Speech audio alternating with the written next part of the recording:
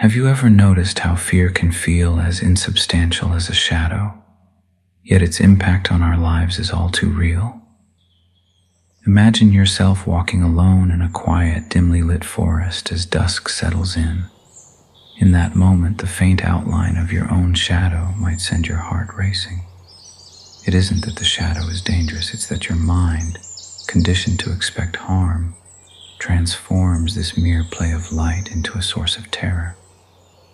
This same paradox lies at the heart of our experience with fear.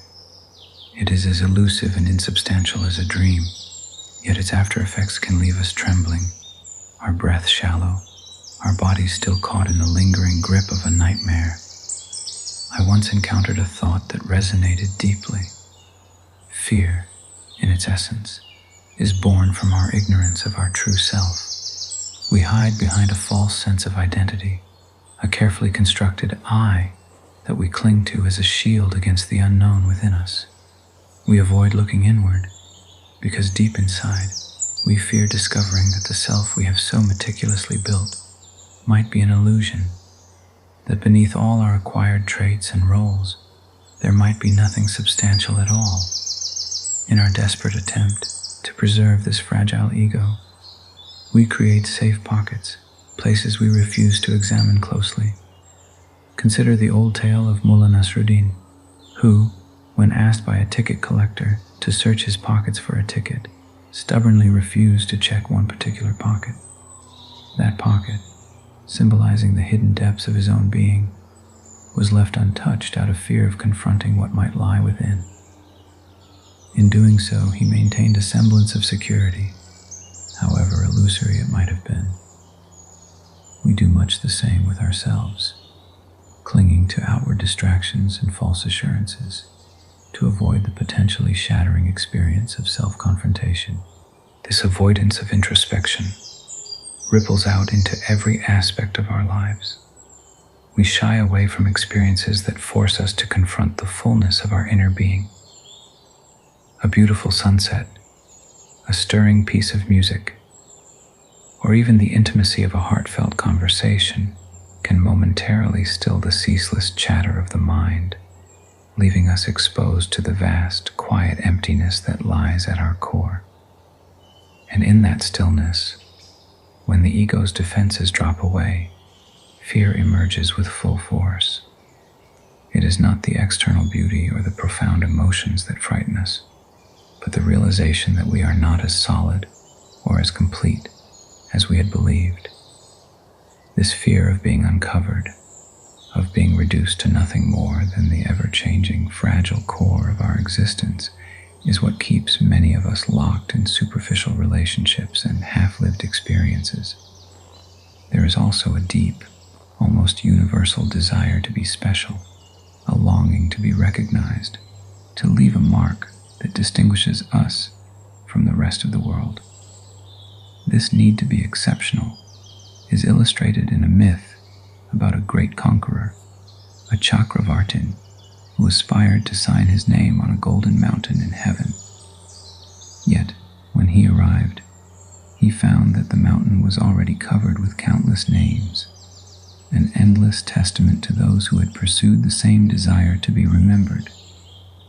In his fervor to be unique, he had joined a feudal race where each attempt to secure a special status only confirmed the impossibility of standing apart.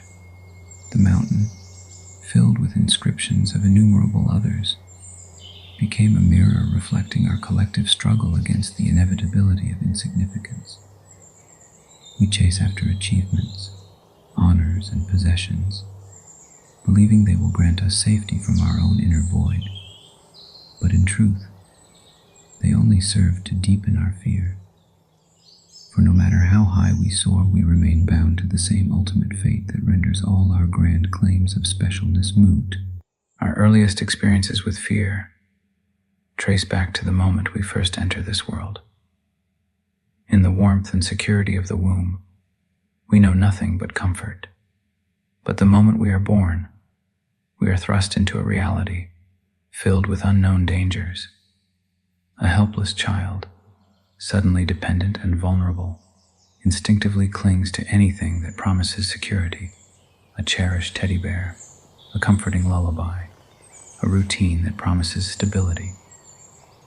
These early defenses, these psychological armors, are not merely quaint relics of childhood.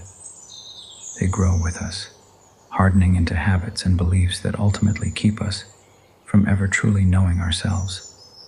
They become the scaffolding upon which our false ego is built, a fortress that, while it may protect us from immediate harm, also isolates us from the profound truth of our own being. As adults, we continue to seek solace in these familiar patterns, yet in doing so, we deny ourselves the possibility of genuine transformation. At the same time, fear is not a static, unchanging force. It is energy, raw, potent, and capable of being transformed. When we try to master fear through sheer force to repress it or banish it from our consciousness, we only drive it deeper into the recesses of our minds. In that hidden space, fear festers and grows, ready to surface in unexpected, often destructive ways. Instead of fighting it, the wiser path is to understand it, to examine its origins, and to see that it arises from our attachments, our desires, and the ever-present need to possess and control. When we desire to be the best, to hold on to a person or an achievement, we plant the seed of fear, the fear of loss, the fear of not being enough. And so, in every moment of desire, there is the latent potential for terror. It is in the realm of relationships and love that this dynamic becomes particularly acute. When we love deeply, we also fear deeply. We fear the loss of the one we cherish, the possibility that what we hold dear might slip away. This fear, born of attachment, can taint the very essence of our connection. Rather than experiencing love as a liberating, expansive force, we often find ourselves trapped in a cycle of anxiety and possessiveness, where the act of loving is inextricably linked with the dread of loss. And yet, there is another way. A way to love without clinging, to be in a relationship without the constant undercurrent of fear. It requires a radical shift, to see the beloved not as something to be possessed, but as a fellow traveler on the journey of life, each of us free and unbound, yet capable of sharing moments of sublime connection that transcend the limitations of the ego. Time itself is another facet of fear. In many ways, the Western mind is acutely aware of the ticking clock, the relentless progression of seconds that brings us ever closer to our inevitable end. This obsession with time can transform every moment into a battleground, where the fear of the unlived moment, of opportunities wasted, looms large. Yet in many Eastern traditions, time is viewed differently. There is a sense of continuity, a belief that life is an endless cycle, where the fear of a single finite existence is replaced by the understanding that every moment is part of a larger, eternal dance. When we immerse ourselves completely in the present, when we live each moment with total presence, the oppressive weight of time lifts away. In those moments of pure engagement, time seems to stand still, and the anxiety about what might be lost in the future dissipates. It is then that we begin to see that a life lived fully in the present is one where even death loses its sting. Death, the ultimate unknown, is often the source of our deepest fear. Yet if we examine our lives with honest clarity, we find that the terror of death is largely a byproduct of our attachment to the self, a self that is transient, mutable, and ultimately illusory. When we cling to the idea of an enduring I, every moment becomes a struggle to protect that fragile identity from the inevitability of dissolution. But what if we could let go of that false sense of self?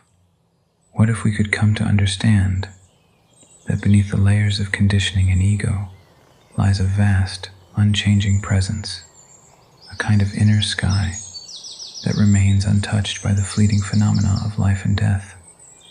In moments of deep love, profound art, or quiet meditation, this inner presence reveals itself. The boundaries of the ego dissolve, and for a brief, shining moment, we experience the fullness of being, a state where death is not feared, but seen as a natural, even welcome transition.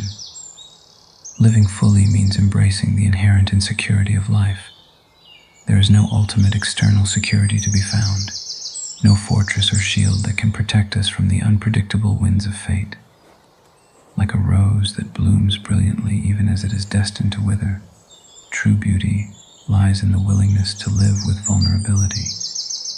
To live without fear is not to deny the possibility of loss or pain, but to accept that these are integral parts of the human experience. When we let go of the desperate need for control and the illusion of specialness, we open ourselves to a life that is rich, spontaneous, and utterly real. Each simple act, whether it is washing the dishes, taking a walk, or sharing a quiet moment with a friend, becomes an act of profound meditation when done with complete presence. It is in these small, everyday moments that we discover the secret of true living, to be fully engaged with life, without the constant shadow of fear looming over us.